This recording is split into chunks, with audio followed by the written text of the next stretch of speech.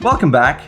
If you are a repeat viewer, today is going to be 4 new animators. So that's a series I want to do on Fridays that will be tips and tricks for people who are starting out in animation. And it's going to be 4 new animators. And because it's on Friday, we just call it F&A Friday. So today we're going to talk about Inside the Actor Studio.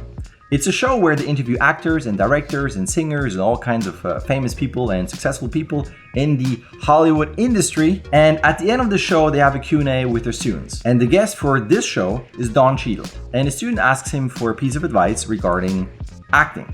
So what I would do here is replace acting with animation. So whatever he says acting, just think about animation, and it's going to apply subjectively the same way. Now, I know this is going to be a very strong statement or discouraging, but it's a tough industry and there are a couple of things you need to be aware of if you want to start in this industry, but let's roll the clip here. Usually, honestly, when people come up to me and they say, what advice can you give me, on being an actor in the business, I say, don't do it. So yes, I know this is very strong as a first start, but the reason why I would say don't do it is just because obviously do it and it's great and I love it, but it's very hard to break in depending on your goals. So most students that I have, they set their goals pretty high with Pixar and Disney and Blue Sky and DreamWorks. It's just all very top companies and it's hard to get in. There are some times with internships and things like that where you can potentially break in, but it's not assured that you will stay on. So it's a very tough industry to start. There's a lot of work involved at school with your homework and just practice. It's not an easy thing to do. I say if you can do anything else, do it.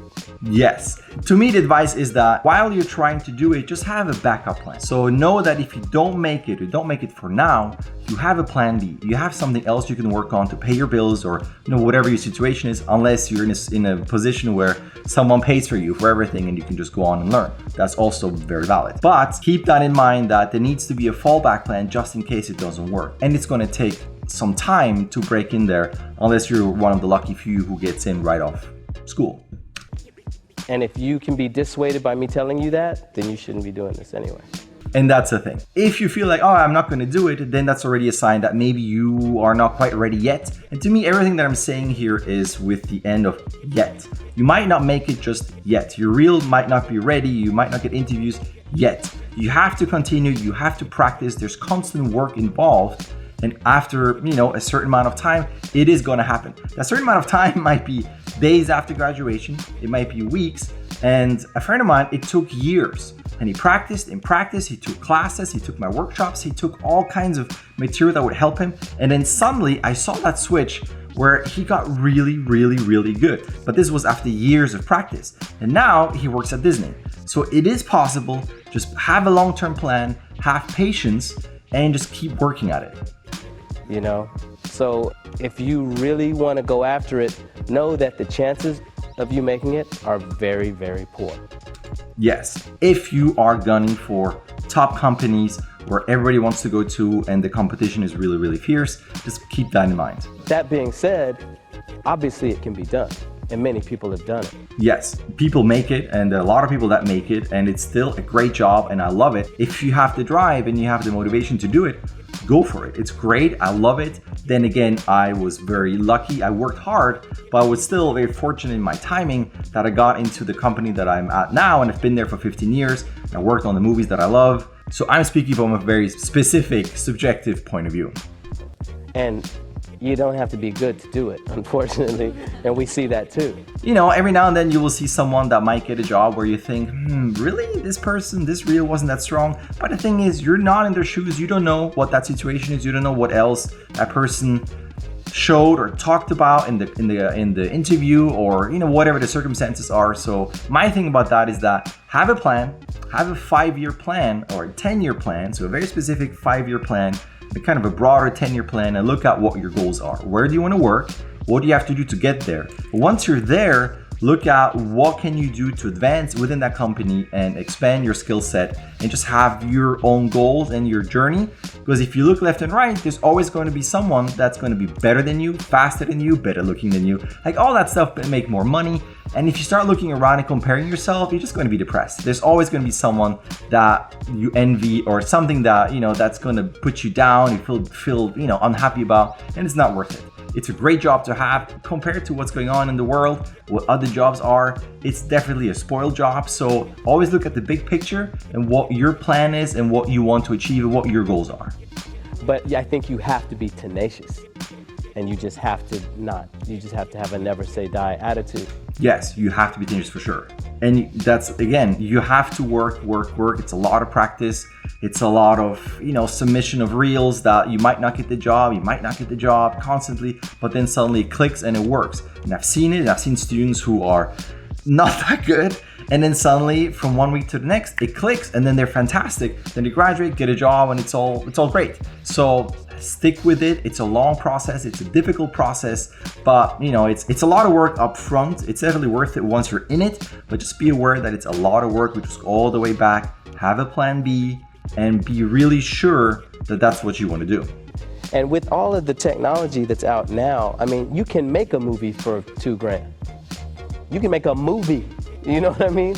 So that applies, to your shots, your reels, a short story, thesis, whatever you want to do. There's so many ways to make a movie, a short nowadays, that can get you out there as a storyteller, a director, an animator. Make sure that if you're in school, and for instance, your school is not giving you what you want, make sure that you don't sit back and just complain like, what is this school? I'm paying so much and I don't get anything for it. Make sure that it's also part of your job to be proactive. Now, you might say, I'm paying all this money and the school should give me all those possibilities.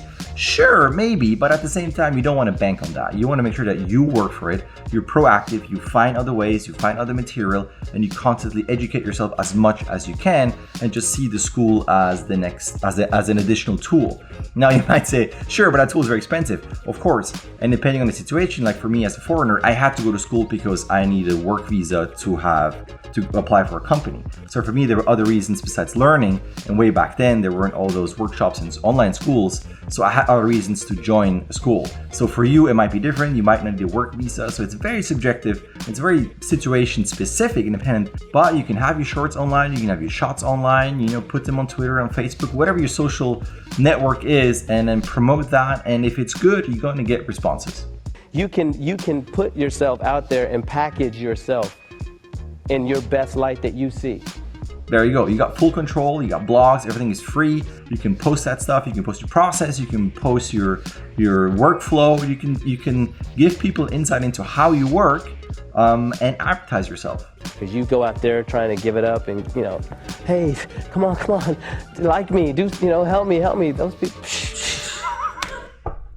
So for this, I think I would take this. This is again very specific to his industry, but I will take this as if you go to SIGGRAPH or CTN or any type of function and event with professionals, just make sure that you are coming from an honest point of view where here's my reel, can you please look at my work if you have time, if there's some feedback, thank you very much, but I wouldn't go there very aggressively going, take a look at this, and if you like it, give me a job. Like there's a certain way, it's a very fine line where you want to network, but at the same time, you don't want to be just here, I'm just talking to you because I need you as a favor, I'm just using you. It's a very fine line, but you do have to network. But at the end, just be nice. You can also summarize this whole thing as you got to work hard and be nice. And the biggest thing to take from this, at least what I tell my students, is that why I'm coming up so strong with don't do it is just because you have to be aware that you're going to spend more time at work than at home.